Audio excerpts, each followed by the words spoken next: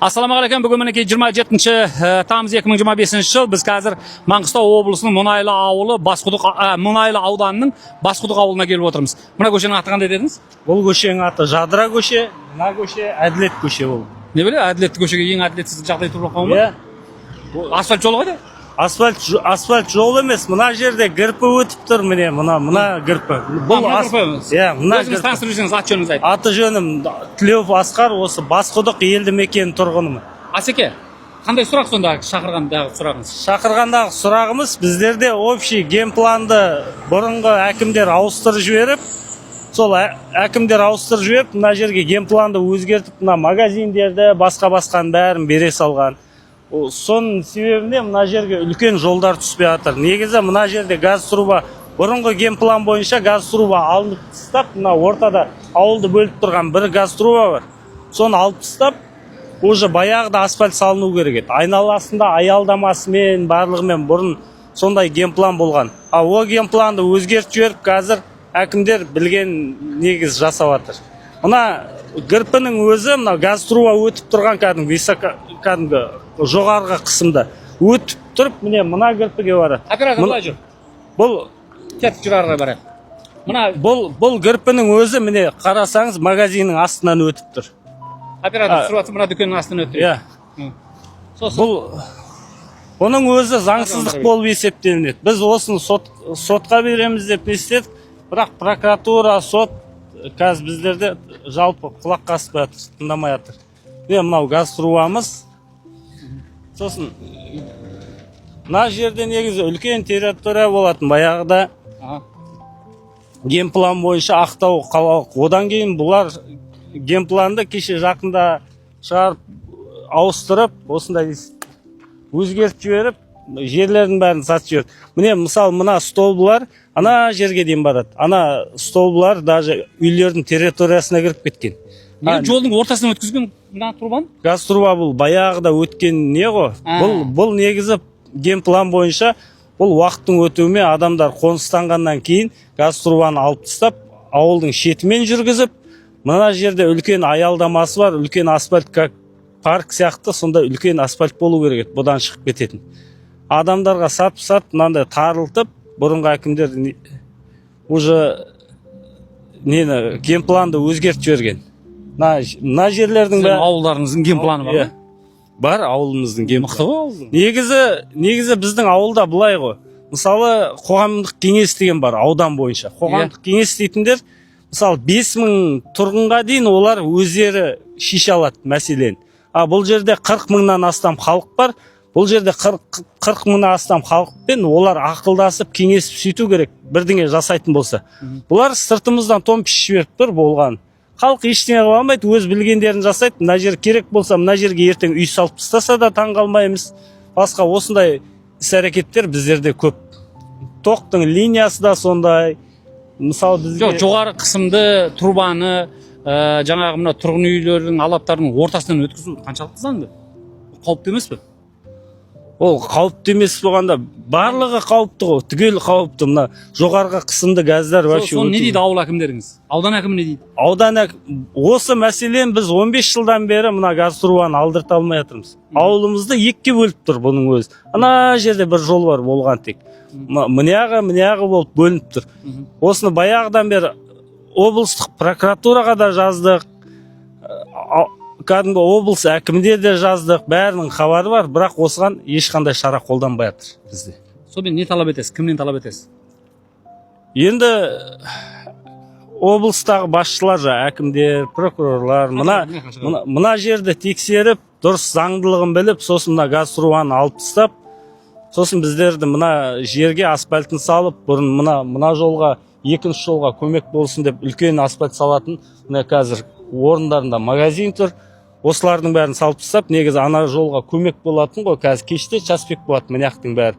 Сол мынадан бейтіп шығып кетіп, ана жерде Жарбол деген магазин бар, содан ары қарай Шотан Батырдың памятнигін салып тастады, барлығы уже мына жерлердің бәрі сатып жіберді. Содан қазір мына жерде жол да жоқ, ауылды газ труба екіге бөліп тұр. Бұл мәселе. Проблеманы айттыңыз ғой, сіз қайталап жатсыз да? Камераға қараңызшы. Кімнен не талап етесіз? Соны айтыңызшы.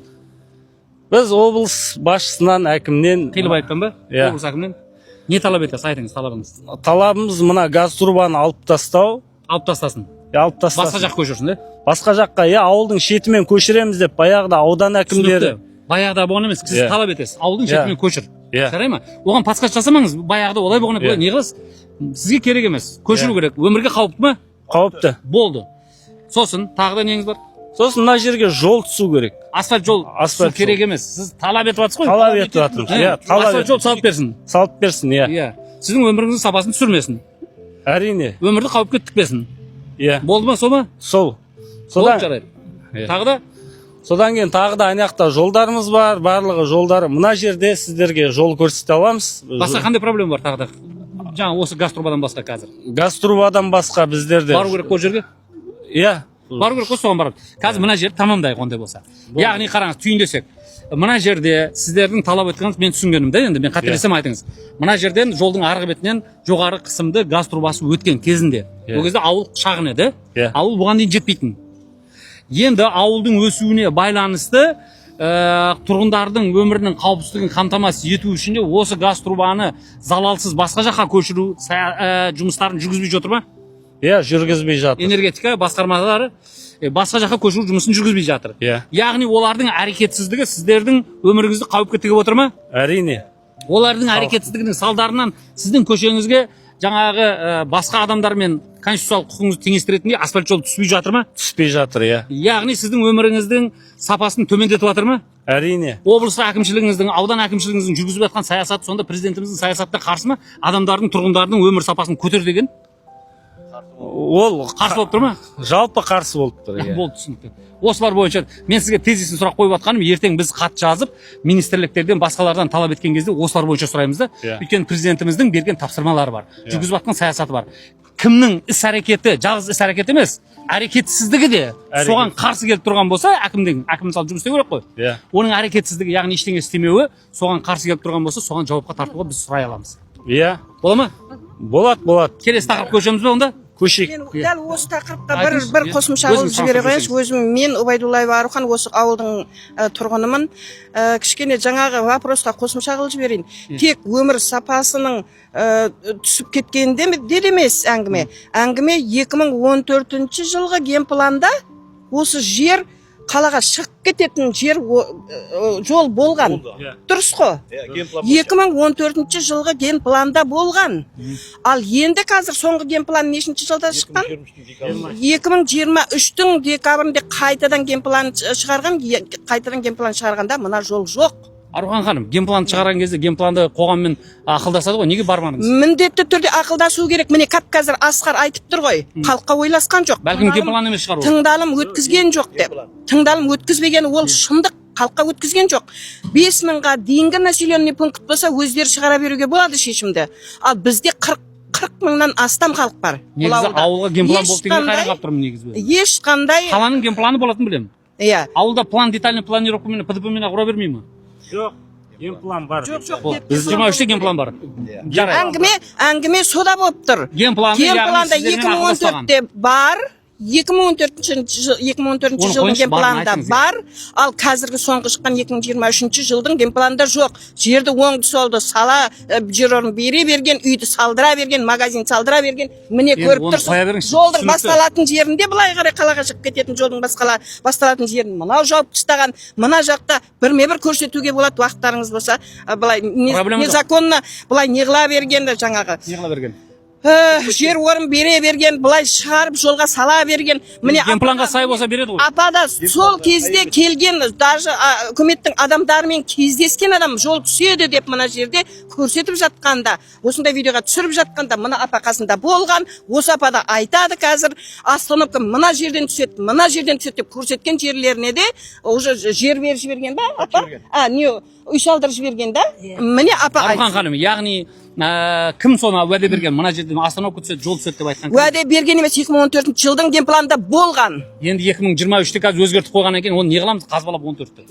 Қалай қазбаламайсың? Халыққа жағдай жасау керек. Қазір жаңа генплан болған жоқ па қазір? Генпланда да тұр ғой. Жоқ, генпланды сонда жерді оңды солды сатып жіберіп, генпланды өзгертіп жіберіп отыра берсе бола ма? Не талап етесіз сонда? Не талап етесіз? Мына жерден қайтадан ашсын, сол жер, жолды ашсын. Жолды? Үкіметтен соны талап қыламыз. Мына жолды баяғы 2014 жылдағы жолды ашсын, халықтың жағдайын жасасын. Яғни ген планға өзгеріс енгізсін ба? Өзгеріс енгізсін, соны талап қыламыз. Болды, міне талабыңыз. Бұны кімнен талап етесіз? Үкіметтен, жергілікті үкіметтен, аудандық, облыстық, солардың жұмысы. Облыстың ген планын өкімет бекітпей ма? Енді бұлардың жасап бергенін олар утвердетіп береді ғой. Бұлар осы ұсынады ғой, біз бүйтеміз, мынандай қылып шығаруымыз керек деп. Енді Астанада отырғандар мына Басқұртта мындай болса, болса біз облыстық әкімшіліктен сіздердің ген план расында бар болса, біз соны талап етіп көрейік. Жарай ма? Сосын жаңағы қосымша сұрақ қоямыз. Ген планды егер бар болса расында осыны ген планды бекіткен кезде сіздер тұрғындармен осыны талқылауға салдыңыздар ма жоқ па деп. Бола ма сол? Енді қазір бекітіп қойған ген планға сіз баяғыдағыны өйтіп бүйтіп талап ете алмайсыз ғой. Бірінші мынаған өзгеріс енгізу керек яғни. Талаптың өзі дұрыс болмай ма? Мынаны тұрған кезде сіз олар барлығы өздерінің ішкі жұмысы, ішкі бүлдірген өздерінің заттарын өздері жөндесін, қалай жөндейді өздерінің жұмысы, бізге жол ашып берсін, болды бітті. Жол ашық тұр ғой міне. Ашық тұрған жоқ. Ашық жол шықпайды ана жаққа. Мына тупик па? Бұл баратта кіріп қала ма?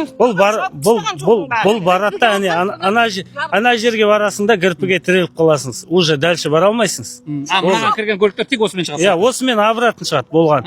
Ана қайда ашып берді батсыр оны? Қалаға шығып кету керек, қаламен байланысты. Түгел мына жолға асфальт түсіп, сол қалаға шығып кету керек. Соны талап етеміз біздер. Ана жерде даже мына көшеде аварийный ход. Әділет көшесін талап етіп жатса, ашып берсін қалаға. Иә. Мынау да әділет көше болады. Мынау әділет көшенің шеті, мына келесі көшеде әділет. Арғы көшеде аварийный ход жүреді. Сол ген план бойынша ана аварийный ход мына жолға қосылып кету керек. Даже жолдың басын сатып жіберіп, ана көше бітеліп қалды. Ана кірпіден сол жерден бітеліп. Кім сатты жолдың басын? Жолдың басын бұрынғы әкімдер сатты. Ол пәлен түген деп атына айтпай ақ қой. Атына түсінсөген керегі жоқ. Яғни сіздерде мен түсінгенім атқарушы биліктегілердің Қарахан басының пайдасын ойлауы тұрғындарға зиян келтіріп отыр ма? Кедергі жасап зиянын келтіріп отыр. Әкімдеріңізден сұрасақ бола ма? Қаншаға саттың сол жерді деп? Енді оны сізге айтпайды. Біз себебі мына барлық жерге даже облыстық кім біледі айтып қалар егер шынымен сатқан болса. Облыстық прокуратураға барлығына жібереміз. Олар облыстық прокурор Мұнайлы ауданның прокурорына жібереді. Мұнайлы ауданы ауылдың әкіміне жібереді. Сіздер бірдеңе істедіңіздер ма, ұрладыңыздар ма деп. Мысалы менен бірдеңе ұрладың ба деп тұрса, мен ұрласам да ұрладым деп айтпаймын ғой. Сол сияқты айналып келіп ең соңында келген кезде ауылдың әкіміне біздің жазғанымыз қайтып келе береді бәрі. Енді сізден жарайды, мен былай сұрайыншы. Жаңа сіз сатып жіберді деп тұрсыз. Сатқан адамға сатардан алдын жерді шешім шығару керек шығар. Ол шешім шыққанда өздері қалай қайтып жасап атқан бізге қараңғы ол. Соны да аспорт етпейсіз бе, чем ол ұрлады, сатты дегеннен гөрі? Ол шешімді қалай берді, неге оған берді, неге басқаға емес, кезекпен неге бермеді? Себебі ген пландарда өзгерістер көп. Мына жер мысалы бұрын ашық болған жер, кейін жабық. Түсіндім. Онда ген план талап етейік, бар болса. Жарай ма? Соған қарап шығара беремін. Айтыңыз. Мына апайдан сұраңызшы. Не сұрайын? Үйінің қасында остановка болған. Остановканың орнын сатып жіберген міне апайдың өзі тұр. Сіздің үйіңіз жанында остановка болған ба еді? Иә. Кім сатты оны? Кім сатқан шығар, мен сатқан жоқпын ғой. Төрт деп жатыр ғой. Мен 2007-де көшіп келдім, айтайын. Иә. Сонда әкімнен жер алдым. Мен жақын ұстап отырмын, жер тұрып жатыр өйткені. Жер алғанда айтты маған. Міне қасыңда остановка болады. Жерді кімнен алдыңыз? Әкімнен алдым. Шешім шығарып алдыңыз ба? Иә, шешім шығарып алдық. Қанша бердіңіз шешімге? Шешімге ештеңе берген. Тегін берді ол кезде? Иә, тегін. 2010-да алдық шешімді. Біз жерді 2007-де алдық. Жарайды, сонымен. Иә, шешім шыққанда да айтты әкім. Сонымен проблема неде? Остановкада ма? Жоқ, мына сатуға алынады. Сіздің үйдің қасында остановка болады. Мынау асфальт болады деді. Онымен асфальт та жоқ әлі. Күтіп отырмыз. 14-ші жылы ген план шықты. Ой, асфальтты бастайын деп жатырмыз. Мына газды шығарамыз деді. Онымен 14. Кім айтты оны? Әкім айтып отыр. Аудан әкімі, ауыл әкімі? Аудан әкімі айтады. Өз әкіміміз айтады. Аудан әкімі мынаны 14-ші жылы шығарамыз деген бе еді? Иә. Ген планы да бар бір баланың қолында. Мен мына жақын ұстап отырмын, жер тұрып жатыр. Сіз қорықпаңыз. Картасында. Сосын бәрі де бар. Ауысқанда бар. Ауыспағанда бар. Осы мына тұрғаны сатыланы алғанды талап етеміз. Атыңыз кім еді? Бақтылы. Бақтылы ханым.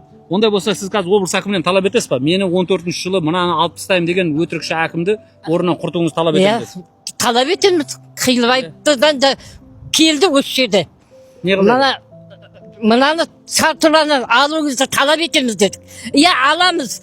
Схема жасап атымыз, ауылдың сыртымен жібереміз деді. онымен әлі ештеңе жоқ. Облыс әкімі солай уәде берген еді? Оның артынан мына ауданның әкімі де ауысты. Бақытлы ханым, аудан әкімін құрсын, сізге облыс әкімі уәде берді. Облыс әкімі де уәде берді. Қай кезде уәде берген еді? А? Қай кезде уәде берген еді? Ол қай жыл дейсіз? Ол ұмытып қалыппын мен де. Бір жыл болды ма, 2 жыл болды ма? 1 жыл болып қалды деймін. Яғни мен одан жылдың соңында сұрайын. Сен неге уәдеңде тұрмайсың деп па? Иә, мына айтып жатырмыз, облысқа да, ауданға да бәріне де балдар барып жатыр. Бірақ мына тұра алынбайды. Бақытлы ханым, оны қайта-қайта айтып жатсыздар, бір 50 рет айттыңыздар, тұрба алынбайды деп те. Сіз қазір мына камераға қараңыз да айтыңыз. Облыс әкімі Қилыбаев мырза, уәдеңде тұр, өтірік айтпа, әйтсе өтірікші болып қаласың деген сияқты әңгімелерді айтсаңызшы. Облыс әкімі Қилыбаев, біз сенен мына Сартұраны талап етеміз. Алып тастауын ба? Иә, алып тастауын талап етеміз. Берген уәдесі бойынша, иә, уәдең бойынша. Сосын мынерге асфальт түскен тәуір көреміз. Ауылдың арасында да асфальт болған жақсы. егер мына тұрбаны алмаса, онда не болады ол? Ол онда дым болмайды. Оның саясаты Алдаркөздің саясаты сияқты бола ма? Біз мына үйімізге кіре алмай отырмыз. Бақытлы ханым, егер ол жаңағы уәдесінде тұрмаса, мына тұрбаны алам деп қойып алмаса, онда оның саясаты жаңағы жалған өтірік айтатын саясат бола ма? Иә, саясат болады. Болды, түсінікті. Рахмет. Осымен тамамдасақ бола ма? Иә, осымен Айтқыңыз келіп тамамдасақ. тұр ма бірдеңе? Басқа айтатын адамдар болса айта берсін. Мына жерде тұна мәшін тұрған жерге шейін барады, мәшіндер. Ар жағы жабық. Жол жоқ. Айтты оны. Иә, айтшы, болды. 20 рет айтып шықтыңыздар. Жарайды, онда осымен тамамдайық. Мына асфальт жол бар екен ауылдың ішінде кішкене жолдар. Олар көрінетін жерге істеп қойған ғой. Мен ана 4-ші көшеде тұрам. 3-ші көшеде де жоқ. Мына 1-ші, 2-ші көшеде бар асфальт. Жаңадан бастап жатыр онда. Саламыз дейді, салатын шығар енді. Сабыр сақтайық. Асфальтқа ол көшеде. Жарық қойсын, сағылсын. Сіздерде газ бар ма? Бар. Асфальт жол бар екен. Жарық бар ма? Бар. Тоқ бар ма? Бар. Жарық көшедегі жарық. Көшеде жарық бар ма, жоқ па? Көшеде жарық бар. Бірақ тоқ слабый. Жарайды. Интернет бар ма, жоқ па? Интернет бар. Енді газ бар үйіңізде, газбен жылытасыз. Газ бар. Ауыз су ішетін. Бар. Қайдан келеді ауыз су? Білмеймін, Баракаскіден келеді. Сапасы жақсы ма? Иә, ода жазда болмайды, қыста суымыз тегін болады. Жазда суымыз болмайды. Су деп айқайлаймыз.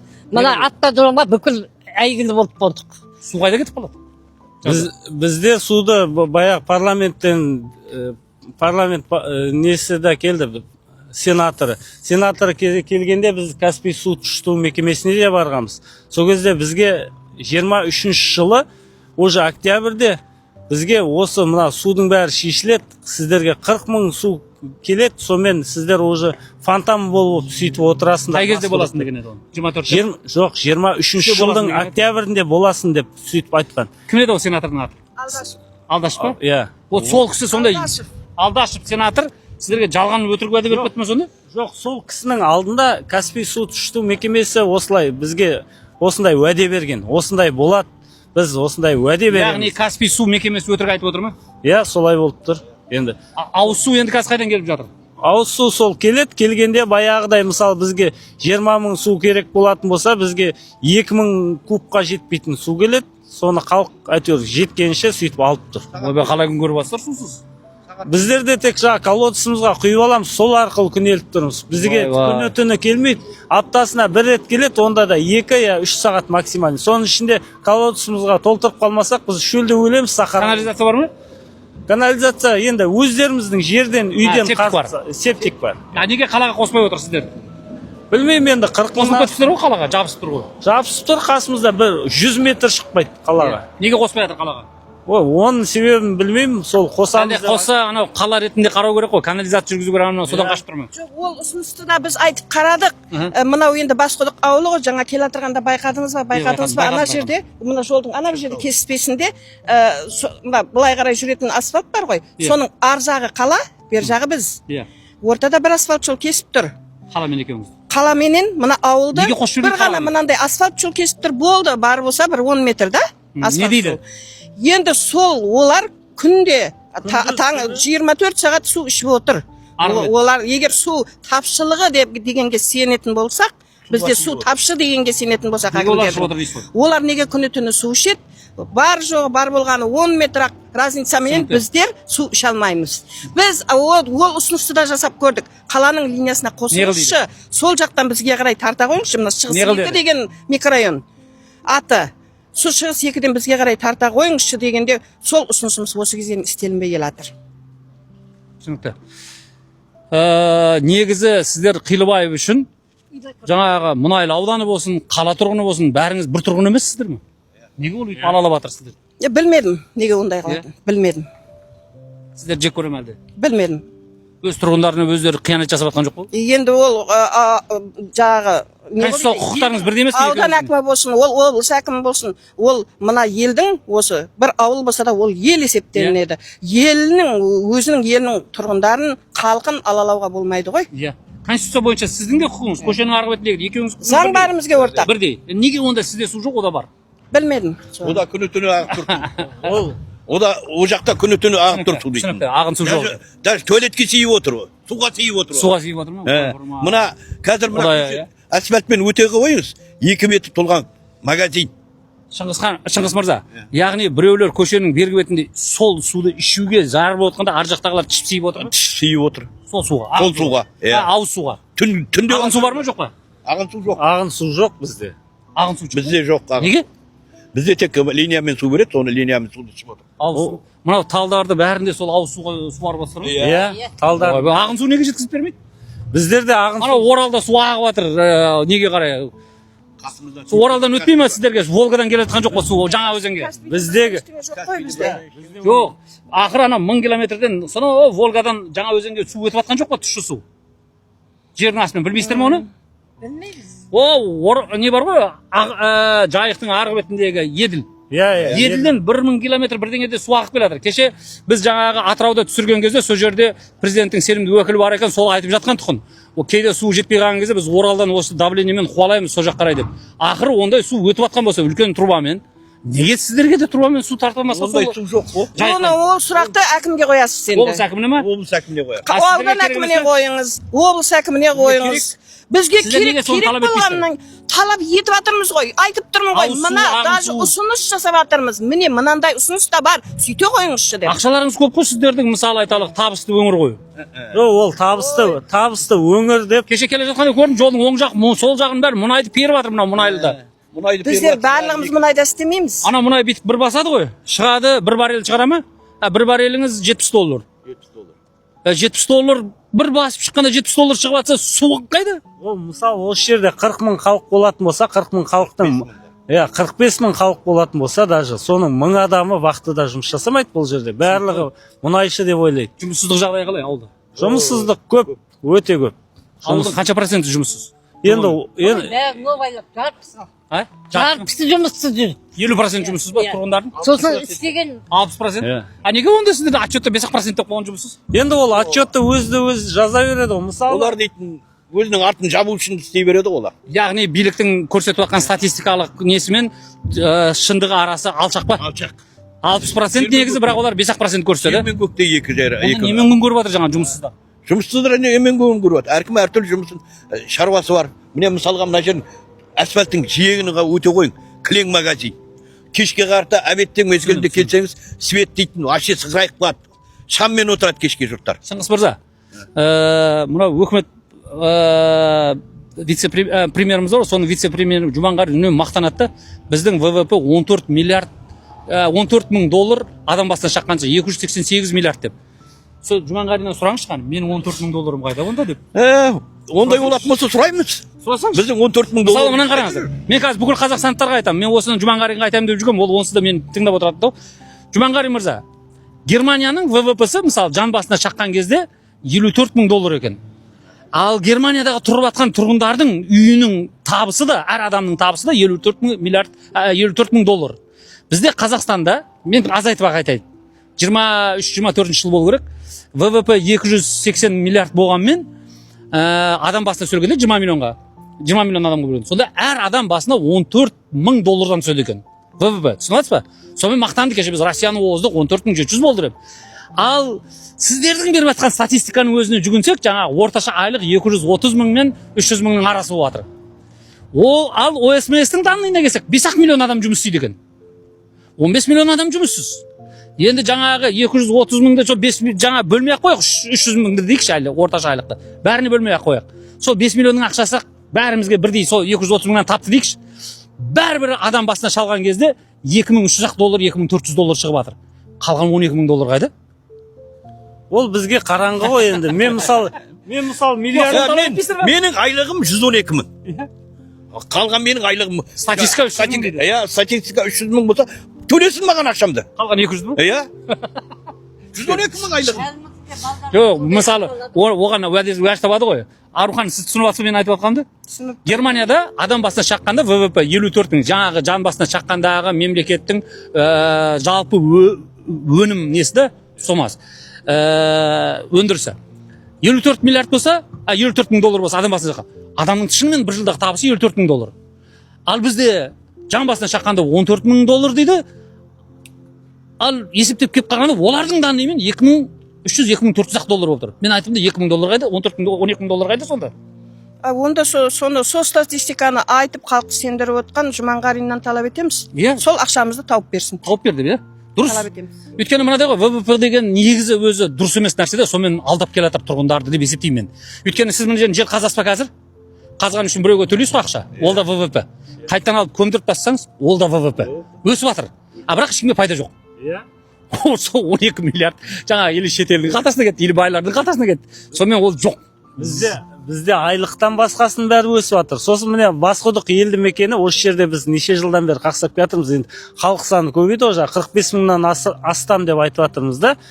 Ал бізде жаздың күні 110 вольтқа дейін төмендеп қалады. Ойбай, не дейді? 110 вольтқа дейін. Пацанса КТП-лар нашар ма? Баяғыда ана жоқ, есептелмеген ба? Ондай қаралып жатыр деп. Мысалы КТП бәлкім мынандай шығар, 100 үйге десе оған 200 үй қосып тастаған шығар. 1000 үй қосып тастаған болса да таң қалмаймын. Яғни қараңыз, сізді қызықтырмау керек. Қанша үй қоссаң сонша үй қос, маған сапалы тоқ бер дейсіз. Ол дұрыс. Мысалы біз договор бойынша үйдегі қазір қай-қайсысында да бәрін үйіне барып көрсете аламыз да, договор бойынша бізге 220 вольт тоқ төлеуге міндетті. Ал бірақ біз жаздың күндері 110 вольтқа дейін не істейміз. Микроволновкамыз да күйіп кетті, холодильнигіміз да күйіп кетті, кондеріміз да күйіп кетті. Онда былай қараңыз. Қазір айтыңыз. Қазақстан Республикасының сауда министрлігі. Иә, Қазақстан Республикасы сауда министрлігі біз... Жоқ, ары қарай қоспаңыз, мен айта берейін. Соның ішіндегі тұтынушылар құқығын қорғау комитеті. Соның ішінде тұтынушылар қорғау комитеті. Басшысы. Тынысбеков Асқар Станиславович мырзаға деңіз. Тынысбеков Асқар Станиславович мырзаға. Енді айтасыз. Неге біз сапасыз алған қызметімізге, яғни 110 вольт алған тоғымызға біз 220 алғандай ақша төлеуіміз керек деңіз. Оны тексеруіңізді өтінемін деңіз. Неге біз мысалы 110 вольт үшін 220 негізі 220 вольт договор бойынша бізде бар, сол үшін ақша төлеп отырмыз, бірақ самом деле 110 вольт тоқ алып отырмыз. Яғни сізге жаңағы 220-дан вольттан сапалы қызмет қылдым деп энергетика тасымалдаушы компания сізден ақша алып отыр ма? Сапасыз қызметіне? Сапасыз қызметіне алып отыр. Соны тексеру өткізіп, бәрін жауапқа тартып, біздің ақшамыз қайтарып беруді өтінемін десеңізші. Иә, соны талап етіп, республикалық деңгейде соны тексеріп, біздің мына үстіндегі... Республиканы қайтесіз, ауылыңызды тексерсінші?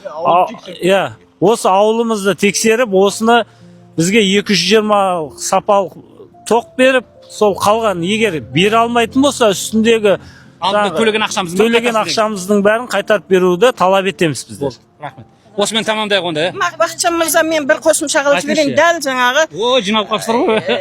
Негізі айтатын проблема деген шаш етектен. Арухан ханым. Шаш етектен. Оны тек 1 сағат, 2 сағат, тіпті 4 сағатта да айтып бітіру мүмкін емес. Біз тек қысқа нұсқа айтып жатырмыз. Мына жаңағы ненің тоқтың қуаты жетіспеушілігіне тағы қосымша қылып айтайын дегенім, тоқтың қуаты жетпей 120-130-ға түсіп қалып жатыр да.